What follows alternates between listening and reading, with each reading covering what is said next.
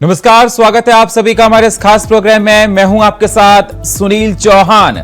Samajwadi party के नेता स्वामी प्रसाद मौर्य पर लखनऊ में जूता फेंका गया। एक युवक को इस हमले के बाद मौजूद भीड़ ने पकड़ लिया, उसकी पिटाई कर दी गई। इससे पहले आपको बता दें, विधानसभा घोसी सीट पर प्रचार अभियान के दौरान भाजपा उम्मीदवार दारा सिंह पर एक अटैक हुआ था। स्वामी पर स्याही फेंकने वाले आकाश नाम के शख्स को पुलिस ने पकड़ लिया है। पुलिस ने शख्स को गिरफ्तार भी कर लिया। वहीं अब इस घटना पर अखिलेश यादव ने ट्वीट कर कहा, जब घोसी में स्याही फेंकने वालों ने खुद ही बता दिया ये काम उसने भाजपाइयों ने ही करवाया है, तो फिर अब आगे और क्या कहना। अभी आगे देखिएगा, हार का डर भाजपा से क्या क्या ना कराए। घोसी की जनता सपा की साइकिल को ही चुनेगी। वहीं बीजेपी ने दारा सिंह चौहान पर स्याही फेंकने का आरोप लगाया। जिस प्रकार से उन पर स्याही फेंकी गई, तो उन्होंने भी समाजवादी पार्टी पर इशारे कर रहे हैं। आपको बता दें, स्वामी प्रसाद मौर्य बीते कुछ समय से हिंदू धर्म को लेकर विवादित टिप्पणी कर रहे हैं, जिसकी वजह से वो सत्तारूढ़ दल बीजेपी के साथ साथ कई धर्मगुरुओं के निशाने पर हैं। उन्होंने रामचरितमानस की चौपाई पर सवाल उठाए और अनर्गल टिप्पणियां की।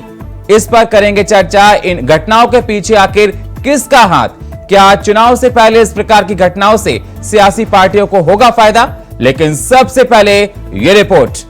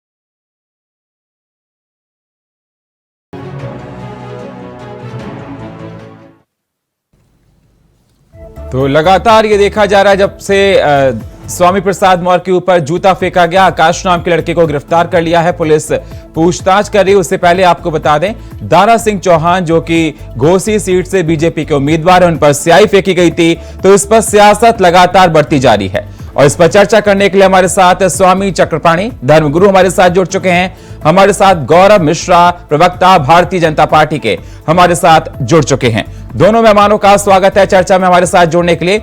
गौरव जी, जिस प्रकार से देखा जा रहा है कि घोसी चुनाव से पहले लगातार कहीं जूता फेंका जा रहा, कहीं स्याही फेंकी जा रही, ये किस प्रकार की राजनीति सर हो रही है?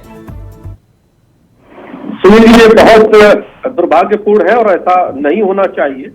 कोई भी जनप्रतिनिधि होता है तो सार्वजनिक रूप से इस प्रकार के हमले लोकतंत्र में उचित नहीं है। इसका हम कदापि विरोध करते हैं और इसका समर्थन बिल्कुल नहीं करते। लेकिन जिस तरीके से समाजवादी पार्टी के नेताओं का कृत्य रहा है, कृत्य नहीं बल्कि कुकृत्य रहा है, और ये स्वामी प्रसाद मौर्य जी ने जिस तरह से सनातन धर्म को, हिंदू धर्म को अपमानित और कलंकित करने का बार बार प्रयास किया है, तो ये स्वाभाविक है कि इनको विरोध झेलना पड़ेगा। और आपने देखा होगा कि किस प्रकार से सर को तन से जुदा कर दिया जाता है। इस प्रकार के बयानों के कारण, या सामान्य सा भी बयान अगर किसी अन्य धर्म के विरुद्ध अगर कोई दे दे तो पूरा उबाल आ जाता है। लेकिन इतनी छूट आखिर मिलती कहां से है, क्यों मिलती है, किस कारण से मिलती है? उसका सबसे बड़ा कारण है कि सनातन हिंदू समाज वो सहिष्णु है, सहन करना जानता है। लेकिन जब सहनशीलता पार कर जाए, जब सहने की क्षमता समाप्त हो जाए, तो निश्चित रूप से कुछ इस तरह की कार्यवाही देखने को मिल सकती है। लेकिन हम भारतीय जनता पार्टी के लोग इसका कदापि समर्थन नहीं करते हैं, इसका विरोध करते हैं। और निश्चित रूप से इनके नेताओं को, भले ही घोसी का चुनाव चल रहा है या आने वाला लोकसभा चुनाव है, जनता बखूबी इसका जवाब पहले भी देते आ रहे हैं। गौरव जी, लेकिन जिस प्रकार से अखिलेश यादव का साफ साफ तौर पर कहना है, उन्होंने ट्वीट किया, उन्होंने कहा बीजेपी ये सब कुछ करा रही है। और मैं आपसे ये जानना चाहता हूं, अगर आप कहते हैं कि गलत हो रहा है तो स्याही फेंकना, जूता फेंकना, कोई ना कोई तो पीछे से दे रहा होगा। कौन है आखिर, कौन करवा रहा है इस प्रकार की घटनाओं को? देखिए, ये सस्ती मीडिया अटेंशन पाने का तरीका है। इस तरह के काम विपक्षी दल, चाहे वो केजरीवाल हो, अखिलेश यादव कह रहे हैं कि घोसी चुनाव में आपको हार दिख रही है, घोसी चुनाव में आपको हार दिख रही है, आप घबराए हैं, इस वजह से आप कर रहे हैं। अखिलेश यादव का कहना है वो तो उनको क्यों चिंता हो रही है? अगर हार हमें दिख रही तो वो क्यों परेशान है, तड़प रहे हैं? इस प्रकार की घटना आप करा रहे हैं सर। जनता जवाब देगी ना, जनता तो जवाब देगी, वोट देगी, पता चल जाएगा कौन जीतेगा कौन हारेगा। उन्हें क्यों पीड़ा हो रही है कौन हारेगा? भाजपा की चिंता वो क्यों कर रहे हैं? अपनी चिंता करें। और यही वजह है कि वो सस्ती लोकप्रियता और सस्ती मीडिया अटेंशन पाने के लिए। लेकिन सर करवा कौन रहा है? गौरव जी, कोई ना कोई तो करवा रहा होगा। जो भेजे जाते हैं कि आप स्याही फेंक दो, आज जूता फेंक दो, आखिर इनके पीछे हाथ किसका है?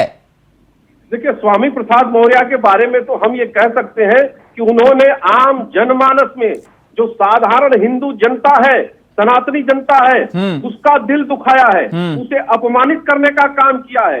तो इनके लिए तो कोई आवश्यकता नहीं है, कोई भी इस तरह का काम कर सकता है। लेकिन जहां तक घोसी में हमारे उम्मीदवार के साथ जो घटना घटी, वो निश्चित रूप से समाजवादी पार्टी की साजिश है और इसी तरह के कामों के लिए समाजवादी पार्टी जानी जाती रही है। इसमें कोई छुपी हुई कोई बात ही नहीं है। जो उनका चाल चरित्र रहा है वही कर रहे हैं, और कोई बड़ी बात नहीं है कि इसके पीछे भी स्वामी प्रसाद मौर्य के लोग ही शामिल हो।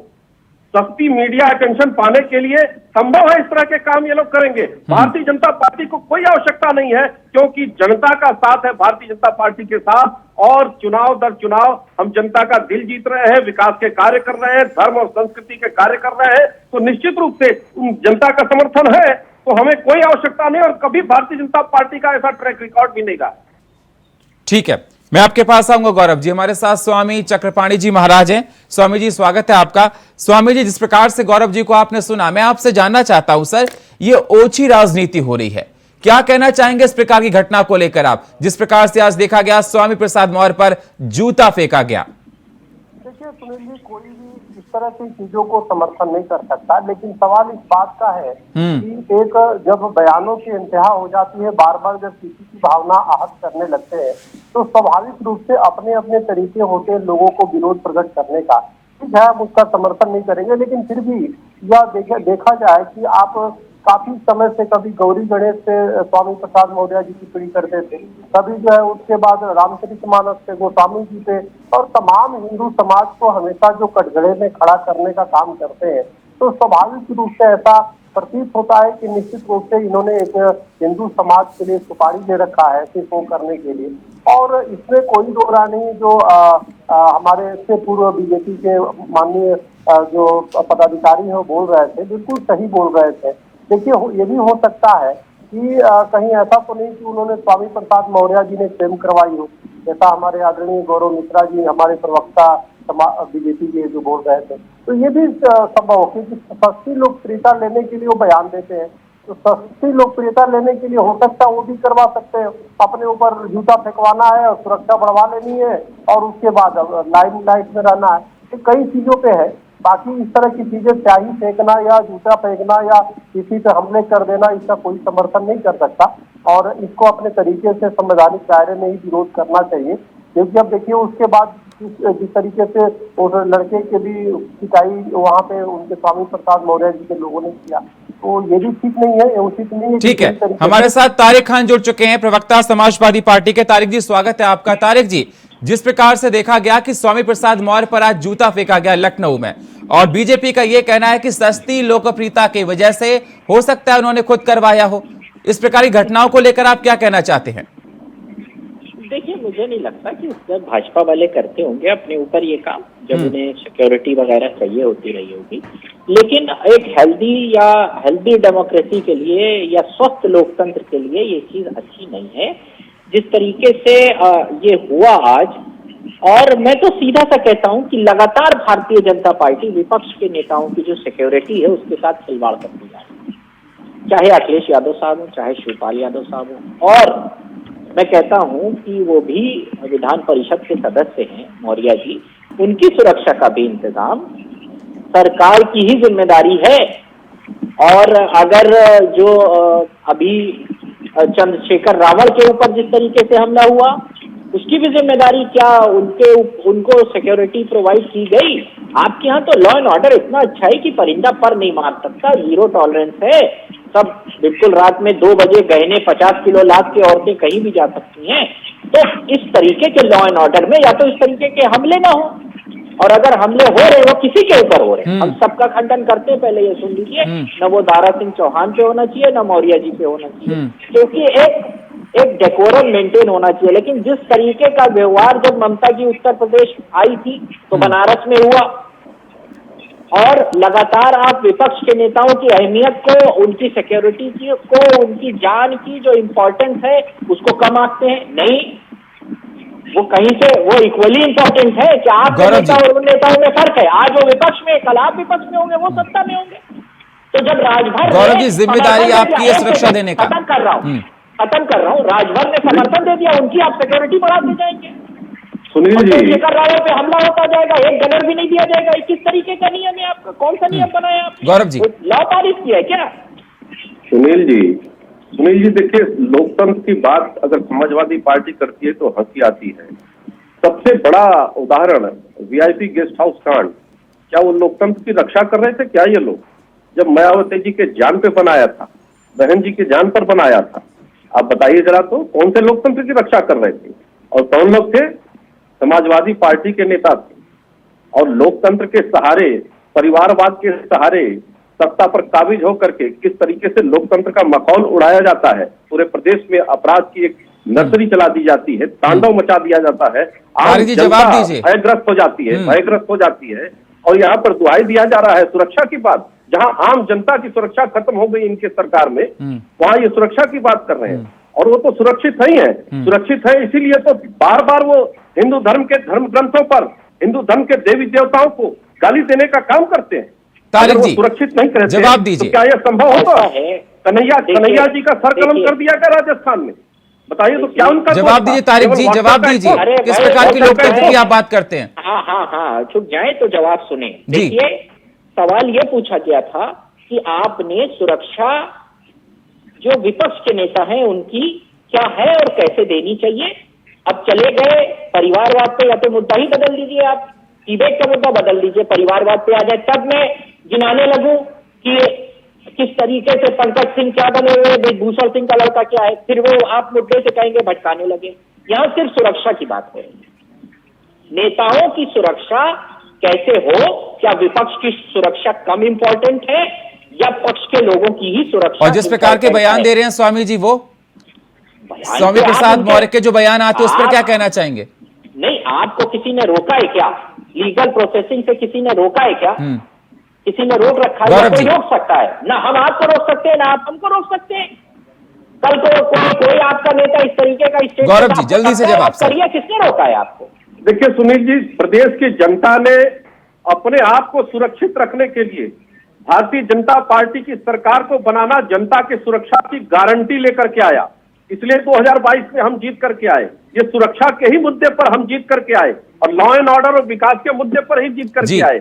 ये तो असुरक्षा के सर्टिफिकेट है। समाजवादी पार्टी असुरक्षा का प्रमाण है, जीवंत प्रमाण है। इसलिए इनको क्या आवश्यकता है? ये जहां जाएंगे वहां वो असुरक्षित हो जाते हैं। ये सुरक्षा आपकी एक नंबर है। फिरोजाबाद में दिन दहाड़े एक पुलिस वाले को मार दिया जाता है। ये आपकी जीरो टॉलरेंस की सुरक्षा है। सब बढ़िया चल रहा है। आज से 15 से 20 दिन पहले बस्तियों में 2 छोटी बच्चियों का बलात्कार होता है। आपका लॉ एंड ऑर्डर एक नंबर है। आप मानना ही नहीं चाहते कि लॉ एंड ऑर्डर की स्थिति खराब भी है। गौरव जी बताइए, जवाब दीजिए। आप सुरक्षा की बात कर रहे हो, तमाम सवाल उठा रहे, लेकिन सर जो हुआ, चाहे वो स्वामी प्रसाद मौर्य के साथ हो, चाहे वो दारा सिंह चौहान के, उसकी जितनी भर्त्सना की जाए, क्योंकि लोकतंत्र में इस प्रकार का नहीं देखा जा सकता। जल्दी से गौरव जी जवाब दीजिए सर। देखिए सुनील जी, मैंने तो पहले ही कहा, मेरा तो व्यक्तिगत भी मानना, हमारी पार्टी कभी भी हिंसा का, लेकिन समाजवादी पार्टी सर आप पे आरोप लगा रही है। समाजवादी पार्टी यही कह रही है कि जिम्मेदारी आपकी है कि आप सुरक्षा नहीं दे पा रहे हैं। देखिए समाजवादी पार्टी इस तरह के उपद्रव में पारंगत है।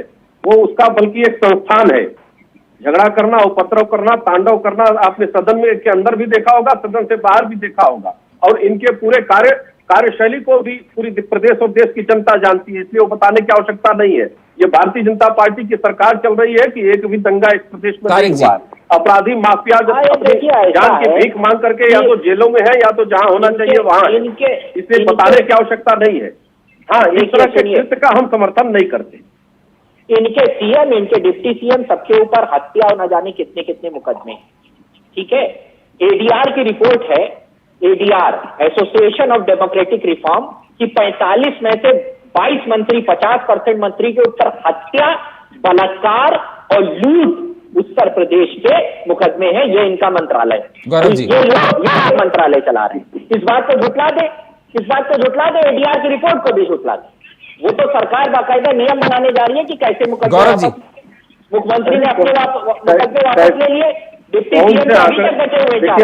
आंकड़े हम गिनाएंगे सुनील जी तो बहुत लंबा हो जाएगा, लेकिन मोटे तौर पे आपको बता दें कि देखिए उत्तर प्रदेश आज देश की दूसरी सबसे बड़ी अर्थव्यवस्था बन गया है। जब ये छोड़ के गए थे उस समय 11वें नंबर की अर्थव्यवस्था था, 14वें नंबर की अर्थव्यवस्था था जब ये शासन में आए। और हमारी सरकार के ही दौरान ये देश की दूसरी सबसे बड़ी अर्थव्यवस्था बनी है। टैक्स सरप्लस स्टेट बना है, रेवेन्यू सरप्लस स्टेट बना है। बिना शुचिता के, अपराध मुक्त के शासन के ये संभव हो ही नहीं सकता। तो हमारे आंकड़े स्वयं बोल रहे हैं, इसको प्रमाण देने की आवश्यकता नहीं है। और यही वजह है कि उत्तर प्रदेश में 33.5 लाख करोड़ का इन्वेस्टमेंट एश्योरेंस आता है और तमाम विकास के कार्य हो रहे हैं। ये बताने की आवश्यकता नहीं है। एडीआर की रिपोर्ट लेकर के बैठे रहे। हाईएस्ट कन्विक्शन रेट आज कहां है पूरे देश में, आप बताइए तो। Highest conviction rate Uttar Pradesh में है, हाईएस्ट कन्विक्शन रेट। आपकी भी जैसे जब हमारी रिपोर्ट न मानी जाएगी एडीआर की, हमने तो एडीआर को प्रेजेंट, वही एडीआर कहता है कि highest conviction rate Uttar Pradesh में है अपराधियों का। जीरो टॉलरेंस की नीति ने अभूतपूर्व कीर्तिमान स्थापित किया है। अरे तो आपके आधे से ज्यादा मंत्री करप्ट हैं, ये तो मान लीजिए कि हम लोगों ने गुंडे बदमाशों को मंत्री बनाया है। 16-17 लगभग 17,000 करोड़ की संपत्तियां जो केवल माफियाओं की जब्त हुई, उनका कहीं न कहीं कनेक्शन आपके पार्टी से निकला, परोक्ष अप्रोक्ष से निकला उनसे। एंकर महोदय, मैं सीधा ये कहना चाहता हूं कि मैंने सीधा एडीआर पे कहा। अब उस पे ये जो बीजेपी के प्रवक्ता हैं, ये वही काम है इनका, मुद्दे से भटकाना। मैं कुछ और कह रहा हूँ, ये कुछ और कहेंगे कि ये हो रहा था, वो हो रहा था, दुनिया भर की बात। अच्छा, 24 हत्याएं किसके शासन में होती थी प्रतिदिन? 17 रेप किसके शासन में होता था प्रतिदिन? 7,500 दंगे किसके शासन में हुए? बांग्लादेश से आएगी सरकार यहाँ सुरक्षा देने, बांग्लादेश की सरकार आएगी। वही एडीआर की रिपोर्ट में भी कहती है, उसी रिपोर्ट को उसको भी पढ़ा करिए। आप अपनी जिम्मेदारी मानना नहीं चाहते। आप चाहते हैं समाजवादी पार्टी भी लोगों को सुरक्षा दे। हम कैसे देंगे? आप सरकार है, पुलिस आपके पास है, आप सुरक्षा दिलवाइए। लगातार लोगों के ऊपर हमले हो रहे हैं, नेताओं के ऊपर हमले हो रहे हैं, इस पर पूछा जा रहा है। आप कोई कंक्रीट जवाब दीजिए। जाइएगा कल अपने मंत्रियों से मिलिएगा जो देखते हैं इधर उधर मंत्रालय, उनसे पूछिएगा कि क्या इन लोगों की सुरक्षा देंगे या नहीं देंगे। इतना तो सवाल है। अरे उनके पास पहले से ही सुरक्षा है, आपको जानकारी नहीं है। पहले जानकारी करिए, उनके पास सुरक्षा है पहले से, आपको जानकारी लेकर अवगत हो जाएगी। एक एमएलसी की सुरक्षा भर की है, उनको सुरक्षा दे दी गई, चंद्रशेखर रावल को सुरक्षा मिल गई, गोली चली थी उनके ऊपर, मिल गई, उनको सुरक्षा मिल गई। मेरा सवाल है, उनको सुरक्षा सरकार ने प्रोवाइड कर दी या इसका इंतजाम कर दिया? हमें सुरक्षा से कोई मतलब नहीं है। हमारा मतलब यह है, आप कहते हैं कि परिंदा पर नहीं मार सकता, तो इस तरीके की घटनाएं ना हो, या तो, और अगर हो रही है तो उनकी सुरक्षा का इंतजाम किया जाए। अब ये कहने में तो हम लोग देशद्रोही हो जाएंगे। ये तो जांच में पता चलेगा कि ये किसने किया, कैसे किया, किसने करवाया, कहाँ चलती है, जांच में आ जाएगा सामने, कितने दिन चलेगा, तो जांच में आ जाएगा सामने। आपको बता रहे हैं जीडीपी में 2 नंबर हो जाएगा, तो ये भी पता होना चाहिए जांच की रिपोर्ट कब तक आएगी। क्यों स्वामी प्रसाद मौर्य के ऊपर ही जूते फेंके जा रहे हैं, क्यों स्याही फेंकी जा रही है उन्हीं के ऊपर, क्या कारण है बार बार? ऐसे तो आपकी तरफ जो भाग के गए दारा सिंह, उनके मुंह पर भी फेंकी गई है। ठीक है तारिक जी, ठीक है, हो गया, समाजवादी पार्टी का नेता था। ठीक है तारिक जी, गौरव जी, लेकिन सवाल इस बात का, तारिक जी एक सेकंड सर, सवाल इस बात का है कि कौन ऐसी ओछी राजनीति कर रहा है? ठीक है, सुरक्षा की आप बात कर रहे हैं, मैं आपसे जानना चाहता हूं कि चाहे वो स्याही फेंकना हो, जूता फेंकना हो, या उससे पहले कोई भी घटना हो, ये ओछी राजनीति कौन कर रहा है? राजनीति के स्तर है ना सर। आप जिस व्यक्ति से बात कर रहे हैं, खंडन किया इन्होंने। ये लोग कह रहे हैं कि स्वामी प्रसाद मौर्य बयानी ऐसे देते हैं। मैं सिरे से इस चीज को खारिज करता हूं कि चाहे दारा सिंह चौहान हो और चाहे कोई भी जनप्रतिनिधि हो जो किसी सदन का सदस्य रहा हो या हो, उनके साथ इस तरीके की घटना नहीं होनी चाहिए। यहाँ तो स्याही फेंकने की बात है, एक नेता के ऊपर गोली चल गई, मैं इनका मकसद जानता हूँ, ये क्या ढूंढते हैं उसमें। ठीक है, हमारे साथ स्वामी जी जुड़े हैं, मैं स्वामी चक्रपाणी जी के पास जाऊंगा। स्वामी कंप्लीट करूंगा। ठीक है, कि अपने आप करवाया होगा तो रिपोर्ट दिलवा दीजिए, सार्वजनिक करवा दीजिए कि अपने आप करवाया गया है, सब दूध का दूध पानी का पानी हो जाएगा। जी गौरव जी क्या हो इसके कारण से? गौरव जी, मेरी आवाज आपको मिल रही है सर? जी, आपकी आवाज आ रही है। जी, जवाब दीजिए जल्दी से आप तारिक जी की बातों का। मैं उनकी बातें सुन नहीं पाया सुनील जी, लेकिन मैं एक बात से आश्वस्त हूं कि समाजवादी पार्टी के नेता तमाम प्रकार की नौटंकी में पारंगत है और इस तरह के कृत्य कराने में वो बहुत आगे रहते हैं, और सस्ती लोकप्रियता प्राप्त करने के लिए, समय समय पर मीडिया में बने रहने के लिए स्वामी प्रसाद मौर्य जी अपने खुराफाती बयानों का सहारा लेते हैं और इस प्रकार के खुराफाती कृत्य का भी सहारा ले सकते हैं। इसमें कोई दूसरा मत नहीं रखा जा सकता। इस बात पे बिल्कुल आशंका है कि ये उनके द्वारा स्वयं स्वरचित ये कहानी हो। वो जांच होगी तो बातें स्पष्ट होकर के बाहर आ जाएंगी, लेकिन मुझे लगता है कि लोकतंत्र में ये स्वस्थ परंपरा नहीं है। इस तरीके से कोई किसी भी नेता को टारगेट करना उचित नहीं है। तारिक जी, इनके जो आरोप होते हैं वो हमेशा निचले स्तर के होते हैं। हम इनके स्तर पे नहीं जाएंगे, हम ये बात नहीं कहेंगे कि इसी सेम तरीके से दारा सिंह चौहान ने अपने नहीं, ये वीआईपी गेस्ट हाउस कांड के स्तर पे जाएंगे। ठीक है सर, ठीक है गौरव जी, तारिक जी हमारे, ठीक है। स्वामी जी, मेरी आवाज सर आपको स्वामी जी आवाज मिल रही है मेरी आपको? जी सुनील जी, मिल रही है। स्वामी जी, आपने सुन लिया होगा, गौरव जी को सुन लिया होगा आपने, तारिक जी को सुन लिया होगा। फाइनल कमेंट स्वामी चक्रपाणी जी महाराज बताइए कि जिस प्रकार से ये घटना हुई उसको आप किस प्रकार से देखते हैं राजनीतिक स्तर में, और फाइनल कमेंट दीजिए सर। देखिए, इस तरह की घटना का कोई समर्थन नहीं कर सकता, चाहे वो दारा सिंह जी पे हो या स्वामी प्रसाद मौर्य जी पे हो। लेकिन एक बात को जरूर ध्यान देना होगा कि जिस प्रकार से स्वामी प्रसाद मौर्य जी बार बार बयान जो देते हैं हिंदू सनातन के खिलाफ, अभी समाजवादी पार्टी के जो माननीय प्रवक्ता बैठे हैं वो कह रहे थे कि जी सरकार को कार्रवाई करनी चाहिए, अगर करनी है तो भाई समाजवादी पार्टी को भी तो कार्रवाई उनके खिलाफ करनी चाहिए। वो आपके पार्टी में एक बड़े पद पे होकर के इस तरह की उस भगवान राम और गोस्वामी तुलसीदास जी पे टिप्पणी करते हैं जो स्वयं उत्तर प्रदेश के थे, और उत्तर प्रदेश इसके लिए बड़ा अपने को सौभाग्यशाली समझता है कि परमात्मा का अवतरण भगवान श्री राम का अवतरण हमारे यहाँ हुआ, और उस पे बार बार टिप्पणी करते हैं, गोस्वामी जी पे बार बार टिप्पणी करते हैं, ब्राह्मणों पे करते हैं, संतों पे करते हैं। तो कम से कम समाजवादी पार्टी के मुखिया माननीय अखिलेश यादव जी को भी इस पे कार्रवाई करनी चाहिए थी, उनको पार्टी से निकालना चाहिए था। और बाकी कोई भी जूता चप्पल या स्याही फेंकने की जो भी कृत्य है, इसका मैं समर्थन नहीं कर सकता, न कोई भी करना चाहिए किसी को भी। और भी तरीके हैं विरोध करने का, लेकिन कम से कम इनको भी अपने ऊपर संयम बरतना चाहिए कि जो बार बार जबरदस्ती इस तरह की सीन क्रिएट कर रहे हैं, बहुत ही दुर्भाग्यपूर्ण है। और ये इसकी जांच की जानी चाहिए कि आखिर हमला वास्तव में किसी ने जूते फेंका या खुद भी फेंकवाया या क्या उसके पीछे है, ये तो जांच के बाद ही पता चलेगा। लेकिन मैं इसका समर्थन बिल्कुल नहीं करता। चलिए, समय हमारे पास इतना ही है। बहुत बहुत शुक्रिया आप सभी मेहमानों का चर्चा में जुड़ने के लिए। समय हमको इजाजत नहीं देता। स्वामी जी आपका, गौरव जी आपका और तारिक जी आपका। लेकिन सवाल इस बात का ही बना हुआ है, चुनाव से पहले इस प्रकार की राजनीति होना, राजनीति मतलब ओछी राजनीति होना, जूता फेंकना, स्याही फेंकना, ये लोकतंत्र में कहां तक ठीक है? हर पार्टी खंडन तो करती है, लेकिन इस पर कार्रवाई कोई नहीं करती। अपने कार्यकर्ताओं पर कार्रवाई करनी चाहिए, जो भी पार्टी का जिसमें सम्मिलित हो, लेकिन इस पर नहीं की जाती। अब देखना होगा गोष्ठी चुनाव को लेकर किस प्रकार से आगे और कुछ क्या निकल कर आता है, क्योंकि लगातार ये कहा जा रहा है कि चुनाव को देखते हुए ये किया जा रहा है। और फिलहाल हमारे इस खास प्रोग्राम में इतना ही। बाकी खबरों के लिए आप बने रहिए इंडिया वॉइस के साथ। तब तक के लिए नमस्कार।